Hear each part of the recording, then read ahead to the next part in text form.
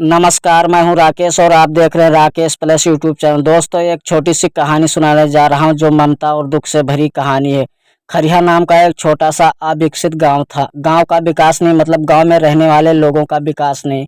इस गांव में कुछ 20-25 घर थे जो थोड़े बहुत खानदानी थे, बाकी सब मेहनत मजदूरी करके अपना जीवन गुजारते थे। इसी गाँव में पुष्पा नाम की एक विधवा औरत रहती थी। रहने के लिए छोटा सा घर था, 2 बच्चे थे, शायद एक 5 साल का और दूसरा 3 साल का होगा। पुष्पा का पति बहुत मेहनती था। वो पुष्पा को किसी चीज की कमी नहीं होने देता था या कैसे भी हालतों में साथ नहीं छोड़ता था। कैसी भी परिस्थिति हो, दोनों साथ मिलकर सामना करते थे। पर कौन जाने किस पर कौन सा अनर्थ कब आ जाए। पुष्पा के जीवन में ऐसी घटना घटी कि उसी घटना ने पुष्पा के पति को पुष्पा से छीन लिया। पुष्पा को पति के गुजरने के बाद ऐसा लगने लगा कि मैं जिंदा तो हूँ पर मुझ में जान नहीं है। परिवार चलाने के लिए अब दूसरा कोई नहीं था सिवाय पुष्पा के। इसीलिए कैसा भी करके पुष्पा ने अपने बच्चे के खातिर खुद को उस दुख से अलग किया। कुछ दिन बाद घर में जो था वो भी समाप्त हो गया।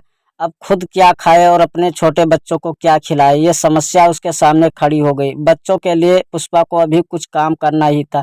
इसीलिए पुष्पा अपने दोनों बच्चों को साथ में लेकर जहाँ काम मिलता वही जाया करती थी और दिन भर मेहनत करके जो भी मजदूरी मिलती उससे अपना और अपने बच्चों के पेट भरती थी। ऐसे ही समय बीतता गया और चलता रहा। लेकिन एक दिन पुष्पा को शरीर में थोड़ी कमजोरी महसूस होने लगी। फिर भी वो काम पर गई।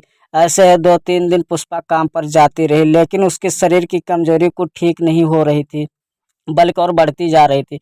ऐसे में काम पर जाना पुष्पा के लिए कठिन हो गया। पुष्पा बहुत चिंतित रहने लगी। अगर काम पर नहीं गई तो मेरे बच्चे भूखे मर जाएंगे। उसी चिंता ने पुष्पा को और कमजोर कर दिया। इतनी कमजोरी कि उठने बैठने के लिए लकड़ी का सहारा लेना पड़ता था।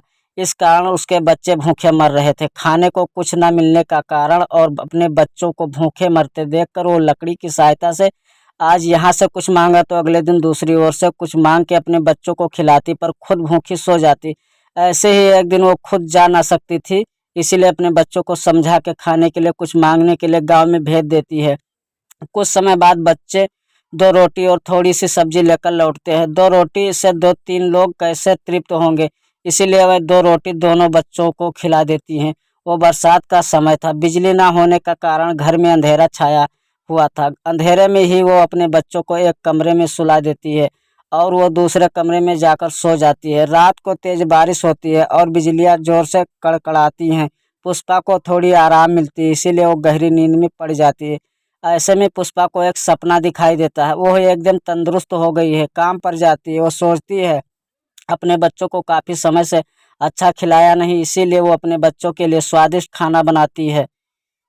बाद में अपने बच्चे और वो साथ में बैठकर खाना खाकर सो जाते हैं। आगे सपने में पुष्पा ने देखा उसके बच्चे जिस कमरे में सोए हुए थे उस कमरे का छत गिरकर उनके दोनों बच्चे मर जाते हैं। सपने में से पुष्पा एकदम उठकर खड़ी हो जाती है, जान में जान आ जाती है और अंधेरे में ही अपने बच्चों के कमरे की ओर चल पड़ती है। कमरे में जाकर अपने बच्चों को देखकर पुष्पा चैन की सांस लेती है। उसी समय पुष्पा को शरीर में ज़्यादा कमजोरी महसूस होती है, जिससे वो नीचे गिर जाती है और फिर वहां से उठ ही नहीं पाती है। चैन की सांस पुष्पा की सांस ले लेती है।